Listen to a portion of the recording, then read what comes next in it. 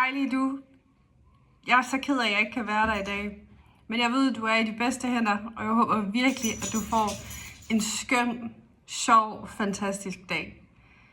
Jeg håber, at den her video har kunne give dig et lille grin og et lille smil på læben.